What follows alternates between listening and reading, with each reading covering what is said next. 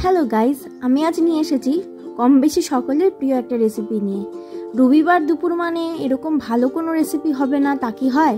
যাই হোক, কি বানিয়েছি তা বলছি না, ডিরেক্ট আসছি রেসিপিতে। প্রথমেই আতপ চাল ভালো করে ধুয়ে জল ঝরিয়ে রেখেছি। তারপর একে একে তাতে হলুদ, গোটা গরম মশলা, সামান্য আদা বাটা আর ঘি দিয়ে ভালো করে মেখে খানিকক্ষণ রেখে দিয়েছিলাম।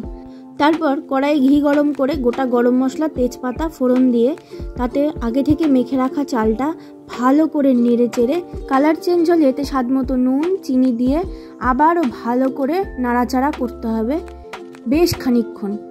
এরপর আগে থেকে করে রাখা গরম জল কড়াইয়ে ঢেলে দিয়ে খানিকক্ষণ নাড়াচাড়া করে এরপর ঢাকা দিয়ে দিয়েছি। ক্ষেত্রে মনে রাখতে হবে ঠিক যে বাটির বা যে কাপের পরিমাণে তোমরা চাল নেবে তার ঠিক ডবল পরিমাণ জল দিতে হবে। এরপর আগে থেকে জল ঝরানো ড্রাই ফ্রুটসগুলো, এখানে আমি কাজু কিশমিশ দিয়েছি, দিয়ে ভালো করে আবার নেড়ে চেড়ে ঢাকনা দিয়ে দিতে হবে।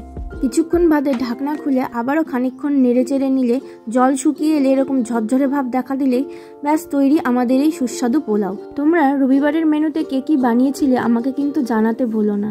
দেখা হচ্ছে নেক্সট ভিডিওতে। তোমরা সবাই ভালো থেকো, বাই।